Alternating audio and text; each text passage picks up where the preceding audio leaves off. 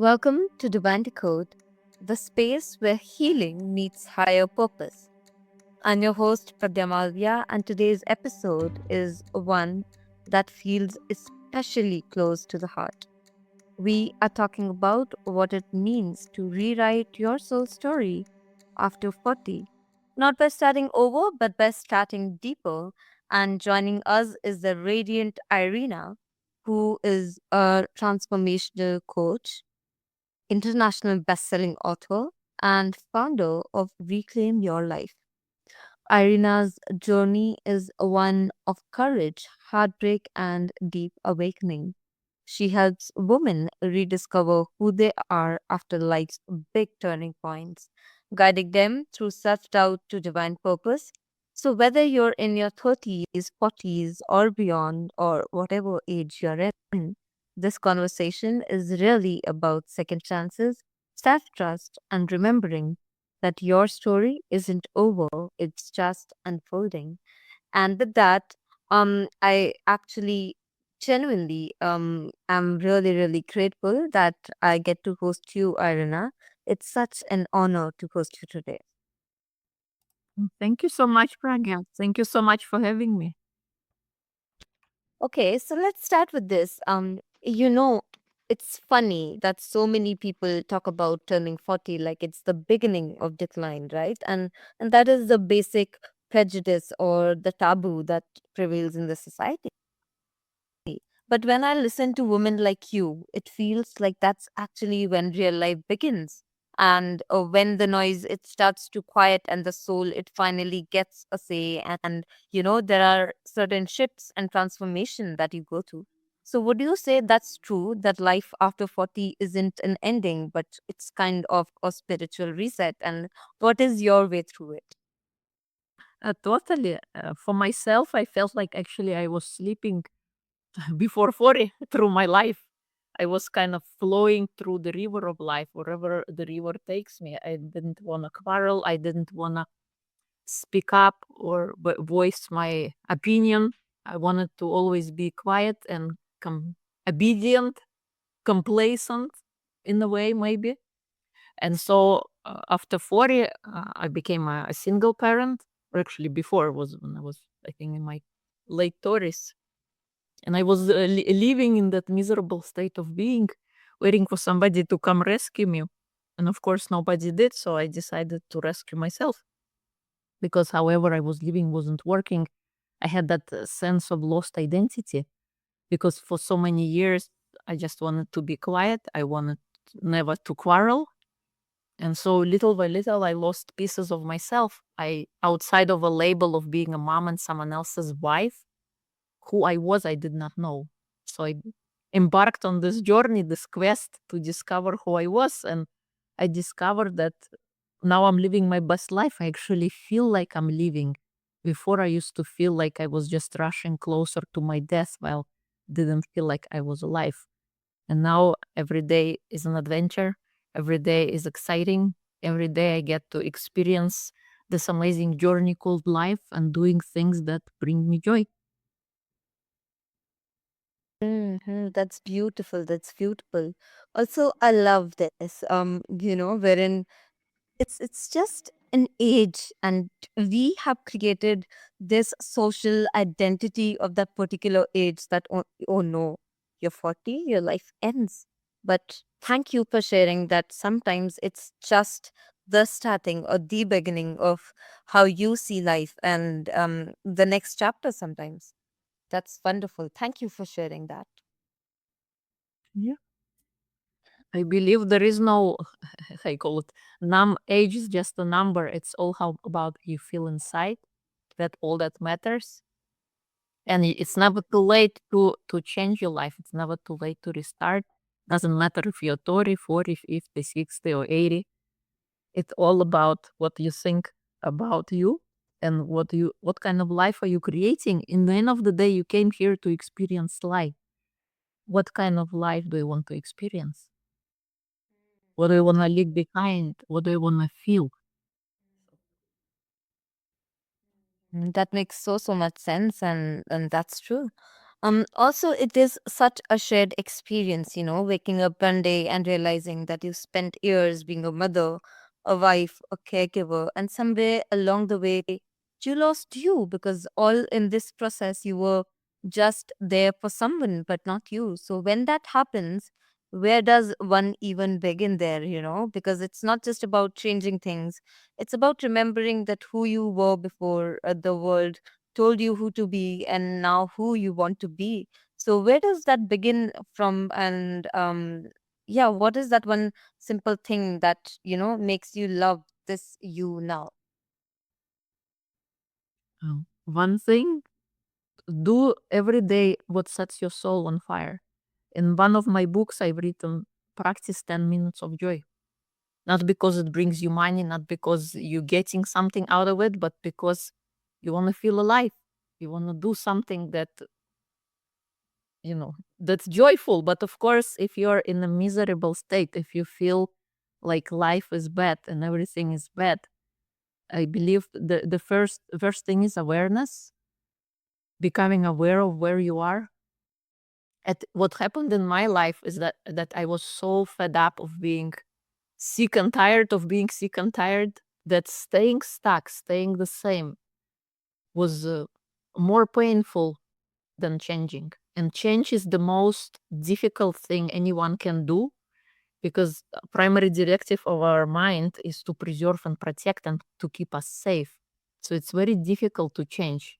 So in my journey, I was so fed up of my life not working the way I wanted. I believe that we don't just come here to suffer, we come here to experience life, and there must be something more to this thing called life. So, my breaking point was I was standing on a train station platform one morning, missing my train by mere seconds after dropping kids off. And I started sobbing and crying because life was just, how you call it, a cycle of misery, waking up every day and reliving the same reality over and over again. I didn't want to do it anymore. And I saw that there is something bigger to this thing called life. It's not just about struggling and being miserable. And the point came that however I was living wasn't working and I needed to change. I did not have any answers. I didn't know how or what, but however I was living wasn't working. So my first step out of my misery was taking care of my body, taking care of physical health because it's something we see on the inside. And for years, I wanted to just simply go on a walk. It was a morning walk that started my journey back to self. That was my way out. And little by little, I took care of different states of being: physical health, emotional, mental, spiritual. And I'm great believer in habits. Habits are not bad. They are all good because they all create a certain result. And if you don't like the result, we got to change the habit. So by going out and going on that morning walk for 30 minutes, it wasn't that much. But during that time, I used like Tanya Robbins calls the power hour for that time. And I would imagine what I wanted my life to be. What did I want to create? So one of the things was becoming a writer, an author. And that dream came to be in 22. And I was going and reciting in 2015. So it took about 8 years to realize. And another dream was public speaking. And just last past July, I spoke at MIT in Boston. Uh, and my third dream is speaking on stages, which I'm in pursuit of now. So I used that was my kind of first step is taking a morning walk and reciting what I wanted my life to be. I basically wrote on a piece of paper how I wanted my life to be, not what society told me I should be, but who I want. What did I want to create? Because oftentimes we live a life based on other people's preconceptions of what life should be. Maybe it's your parents, your peers. There is this kind of you either be an accountant, a lawyer, or a dentist. So those are the three chosen paths. But what if you have a different journey? What if you have a different path? And what is that path? So that was my first step. That's actually very inspiring and that's beautiful. I love that. Also, that identity,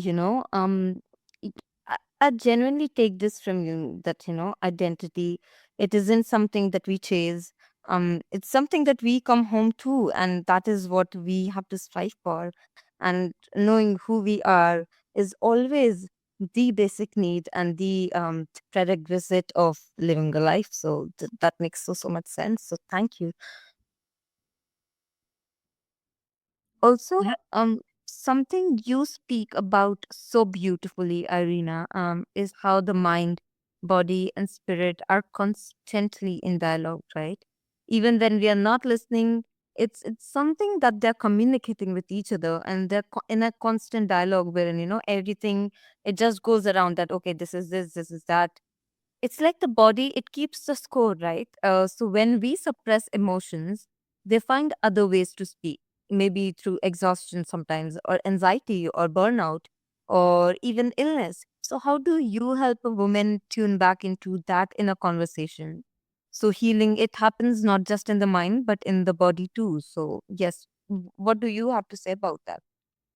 Yes, I'm a believer that we always operate in four states of being: physical, emotional, mental, and spiritual. Just right now, we are talking with you, but there are so many things be happening behind the scenes. You are listening, you are maybe processing some thoughts and ideas, or maybe you just had breakfast or lunch and you're digesting food, and all of those things are happening simultaneously. So I'm a great believer in creating habits that allow us to thrive. So in a way that I help women, just like I wrote in my book, The Gift Inside, we go and follow the different habits in physical, emotional, mental, and spiritual states of being. So in physical space, we spend the time of creating a morning routine. How you start your morning is how the rest of your day is gonna go. Before you can be anybody for others, you gotta be somebody for you.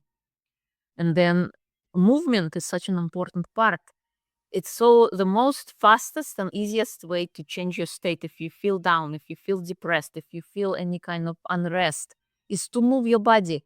As simple as maybe stretching or going for a walk around the block shifts your mind so fast. And then practices, when we're talking about emotional state of being, practices like gratitude. Gratitude could be a way out of darkness. It's like breadcrumbs that you lay out little by little that allow you to see what is possible. Oftentimes, when we are in a dark state, when we are in a bad emotional state, all we see is our own problem and we cannot see a way out. What if we start appreciating the little things that are working in our life today? Little things like breathing, like walking, like being able to stand up. Our mind constantly will offer suggestions on what else is working. And then important aspect of forgiveness. Forgiveness is such a you kind of it's like it's your day-to-day tool. Don't bring a grudge of yesterday into today. On the grand scheme of things, is it worth of your energy, of your emotions, to spend the time being angry at something? Let's say you had an argument with somebody the night before. Is it worth it to bring it into a new day and then kind of spread it like a virus on other people who were not even part of your conversation? Because you can't expect a person, let's say, you can't expect a lemon to produce orange juice. A lemon can only produce lemon juice. So if somebody squeezes you, what kind of emotions are coming out? If you're carrying that anger from yesterday, from the argument you had, that's the anger that's going to be spread everywhere. So leave the worries, the things, the grudges yesterday in the past. Because for a mind, it doesn't matter what's happening. Whenever we recall a negative event and situation, you don't just recall phrases, conversations, or facial expressions of people when they were speaking to you. You also bring back all the emotions. You can feel them on cellular level. It's everything coming back to you again, and you get to re-experience that. Why do that to yourself? So forgiveness is very important. Then another aspect is meditation. I call it the inner shower of the mind. You know how we wake up in the morning, we want to smell nice and we take this shower. But what about our inner shower? Who's going to do some brainwashing with our mind to kind of clean it up so we can start each day fresh, each day with an intention? Another aspect I talk about is doing something that sets your soul on fire every day. do something that brings you joy. And we go over all those different habits. I also integrate neuro-linguistic programming when I work. So we get to practice timeline therapy, which is an amazing technique that allows you to look at your past with a different set of eyes. You can remove limiting decisions and negative emotions and go back into the past from a safe distance. Figure out what was a positive lesson that you needed to learn from that experience and then bring it into the present. So next time you make a decision, you have these tools in your toolbox to view a situation in a different light. It's like you did not erase your past, you just looking at it with a different lenses. So let's say before you had some you were looking through your lenses and there was some dust particles. Now those dust particles are removed and now you can see a little bit clearer once you go through that process. And then there are many other tools that I work with that help you rewrite your story, because in the end of the day, you are the writer. You hold the key. It's not that anybody else did something to you. It's how you react, because what happens in a life is, I called 20% is what happens and 80% how you react to what happens, how you interpret what happens. That's how our life is unfolding. So that's what I teach and work with.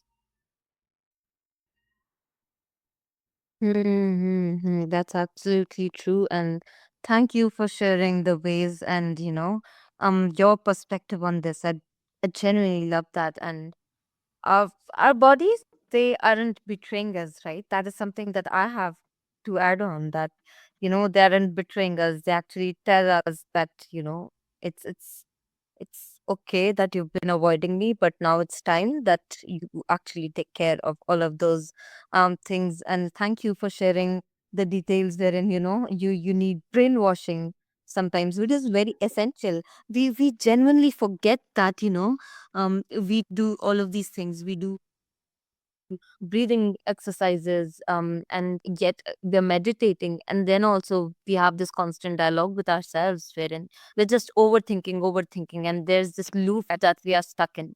So yes, brainwashing, but in not a literal senses, but in this sense, it makes sense. It genuinely does. um as we continue, joy can feel like a foreign language after heartbreak, right? It's Yeah. very natural, and it's okay to feel that. You see so many women who have given their love away for years, and suddenly feeling like they don't even know what joy looks like without someone else in the picture. And it's so natural that, because of someone, or because of some practice, or because of something in your life, um when there is a void created, you just tend not to live a life without them. You just think that there is nothing that you can do without them in the picture, or without that thing being in your picture. So how do you help them find that spark again, to feel good without needing someone else to complete them? And yes, what is your way to lead them through? Yeah. So they gotta find what it is that brings them joy. What do they want to create out of life now that they're not together anymore? Who are they as a person? What kind of life do they want to create? Nobody can tell them that. They have to discover it themselves. Because I call it, the most difficult thing is to change a person, to change yourself. And it's even more difficult to change others. You can change others by example, by inspiring them into change, but not into physically kind of holding their hand.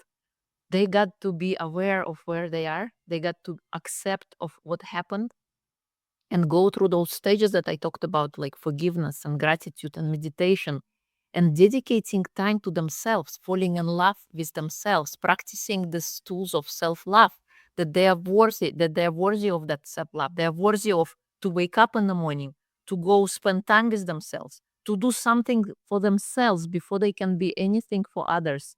They gotta find who they are. For myself, this was my journey that I started with walking. I started with taking care of my physical health, not because I was out of shape, but it was just my first step. That's how I started.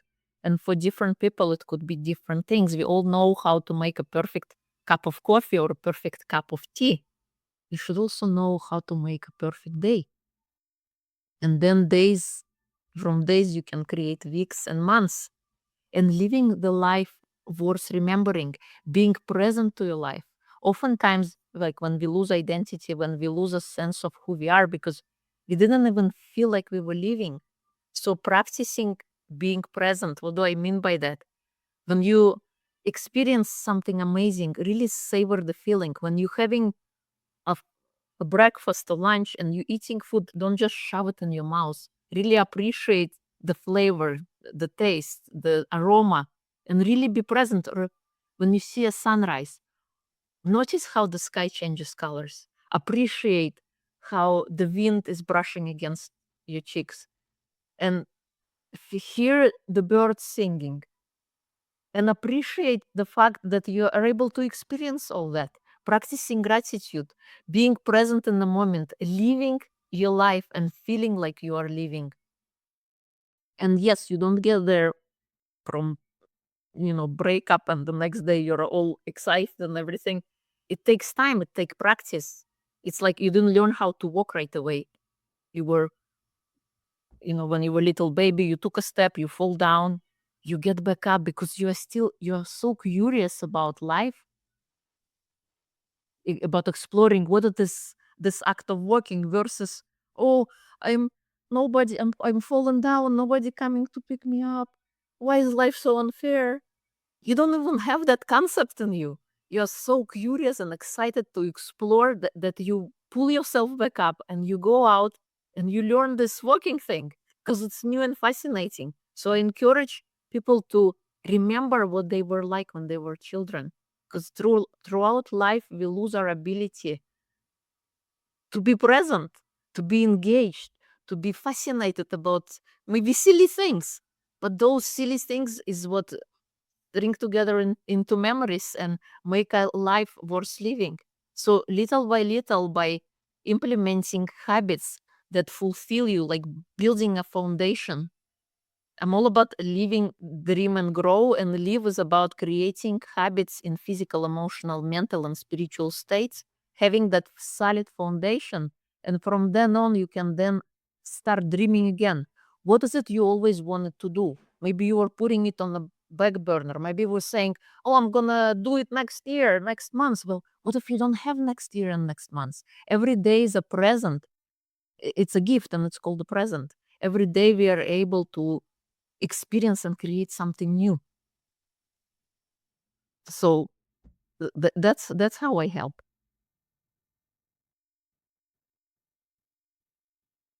Yes, yes, that actually makes sense. And thank you again for, leading us through that, because these are the practices that we don't basically enjoy or appreciate. And the topic or the thing that you brought up is food, and which is very, very much required to be known to people, because we just eat sometimes to fill our stomachs, and just to have a meal, and that's not how it should be. We need to appreciate it, and there is so much that food can actually heal. And it doesn't always mean having junk, but something which would keep your body at balance, and which would keep your body happy, and which would automatically then keep your mental peace up, is what we need to realize. And thank you for pointing that out.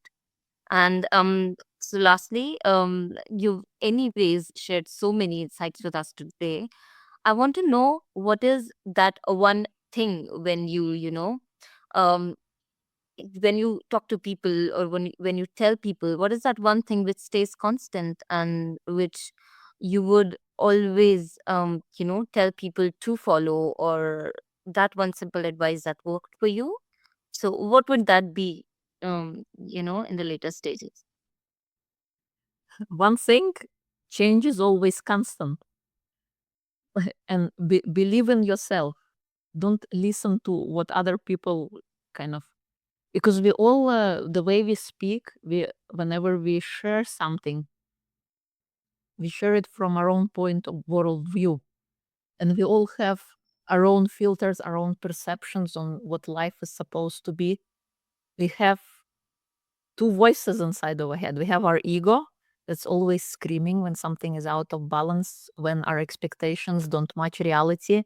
And that oftentimes would cause depression, it would cause anxiety. We live with a lot of expectations. What if we make agreements instead? There is a great book by Don Ruiz, Four Agreements, which we come into this world and we have agreements that we make with people about expectations, about things. And one of the, I guess, a good one to remember is don't take things personally. We all have our own experiences, our own worldviews. So let's say you're meeting with somebody and maybe they're late for a meeting. It's not because you are invaluable and they did not consider you. Maybe something was going on in their life that they and nothing to do with you. It's all on them. And oftentimes we forget that. Oftentimes we take things personally and then things blow out of proportion. So live with agreements instead of expectations. Believe in yourself, no matter what anyone says. So that's my last message. That's beautiful. And what a soulful conversation with Irina today. You're a woman who reminds us that rebirth is not about timelines, it's about truth. And if you take one thing from today, listeners, let it be this, that your story is not finished. It's simply unfolding in a new direction. And every ending is an invitation to begin again with more clarity, more softness, and more self love.